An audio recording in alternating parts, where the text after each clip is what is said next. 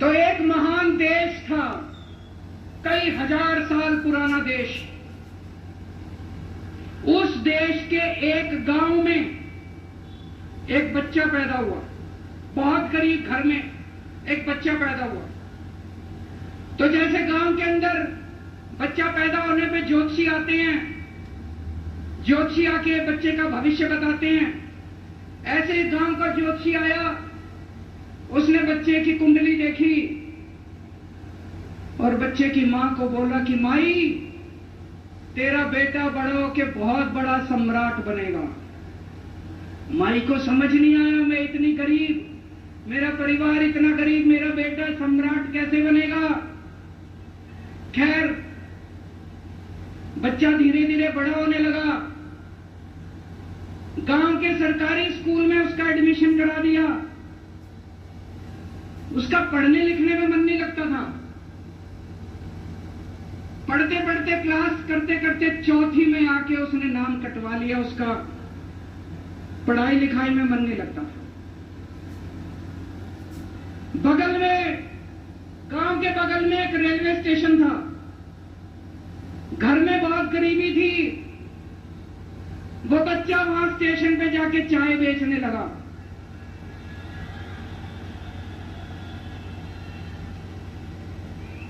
चाय बेच के अपना गुजारा करता था। वो भाषण बहुत अच्छा देता था, बचपन से ही बड़ा अच्छा भाषण देता था। गांव के लड़कों को इकट्ठा कर लेता और भाषण देना चालू करता। धीरे धीरे आसपास के गांव में फैल गया कि यह बच्चा भाषण बड़े अच्छे देता है।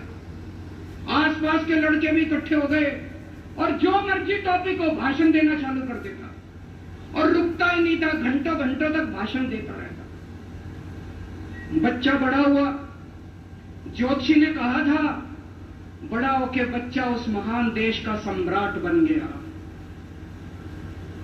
लेकिन राजा तो अनपढ़ था, उसे तो कुछ आता नहीं था।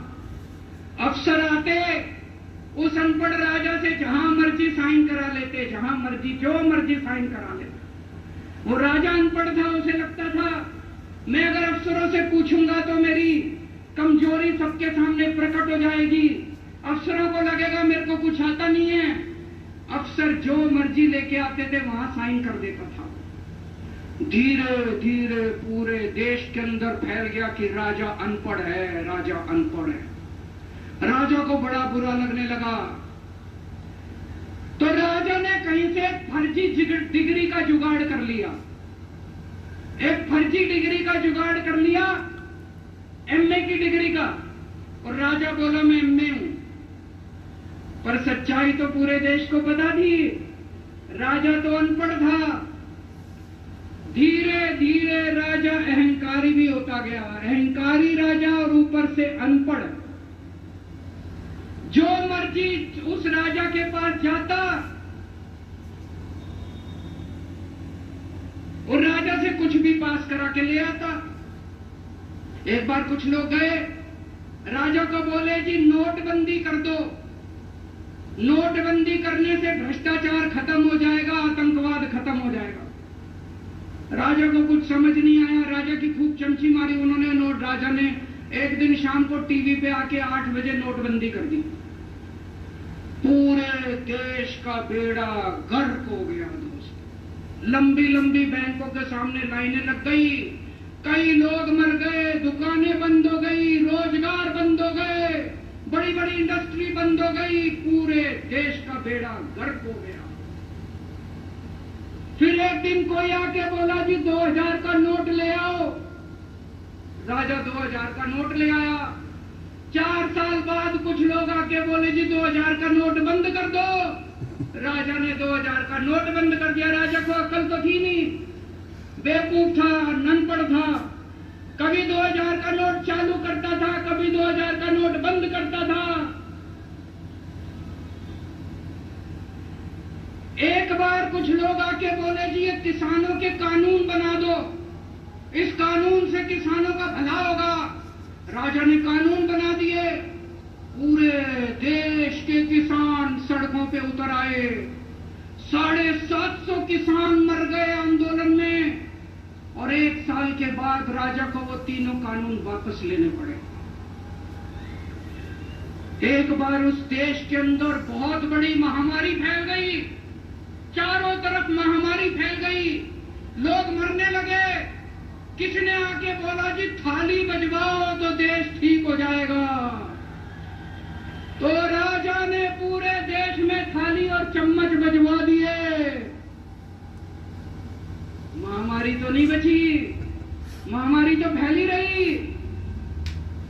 किसी ने आके कहा जी डॉक्टरों की जरूरत पड़ेगी, दवाइयों की जरूरत पड़ेगी, इंजेक्शन की जरूरत पड़ेगी, तब महामारी रुकेगी।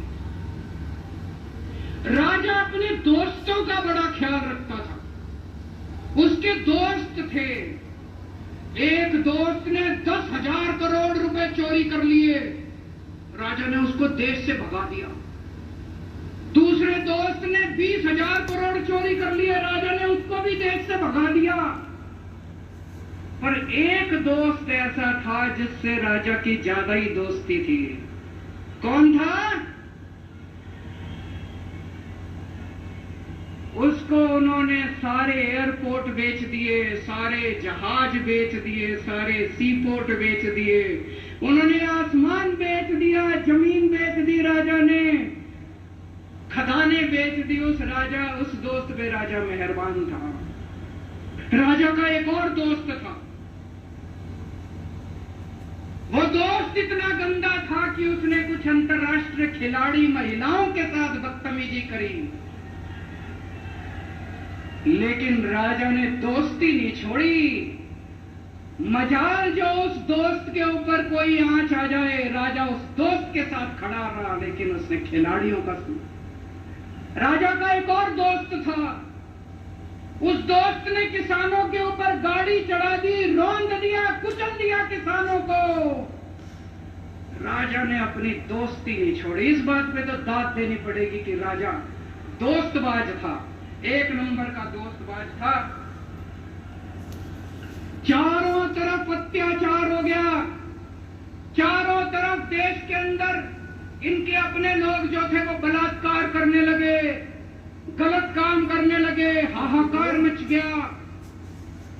जो राजा के खिलाफ बोलता, राजा उसको पकड़ के जेल में डाल देता। एक दिन एक पत्रकार ने कार्टून बना दिया राजा के खिलाफ, उस पत्रकार को उठा के जेल में डाल दिया। एक दिन एक किसी पत्रकार ने उनके खिलाफ कुछ लिख दिया, उसको पकड़ के जेल में डाल दिया। जो राजा के खिलाफ बोले उसका बेड़ा गर्क। कोई जज अगर उस राजा के खिलाफ ऑर्डर करता था, राजा उसको बख्शता नहीं था। चारों तरफ अत्याचार, महंगाई, बेरोजगारी।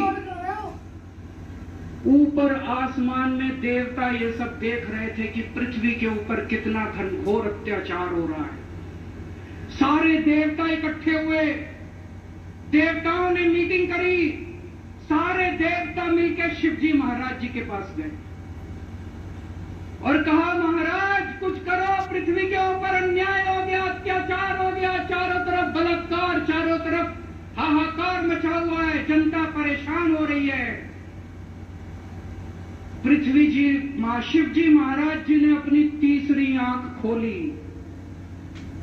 और दोस्तों यहां प्रचंड पृथ्वी के ऊपर अजीब अजीब घटनाएं घटने लगी। उज्जैन के अंदर महाकाल की 6 सप्तऋषियों की बड़ी बड़ी 10 फुटा भारी भारी मूर्तियां थी। एक दिन बारिश और तूफान आया और 6 की 6 मूर्तियां टूट गई। लोगों ने कहा बड़ा अपशकुन हो रहा है, बड़ा अपशकुन हो रहा है। एक दिन एक ट्रेन एक्सीडेंट हो गया, 250 से ज्यादा लोगों की मौत हो गई। लोगों ने कहा बड़ा अपशकुन हो रहा है। और एक दिन घनघोर बारिश आई, तूफान आया, ऊपर से आकाशवाणी हुई। सारे देश की जनता को भगवान ने कहा कि आप महान देश के लोग हो, क्या कर रहे हो, उठो, खड़े हो जाओ और इस अहंकारी राजा के खिलाफ सब लोग मिलकर आवाज उठाओ।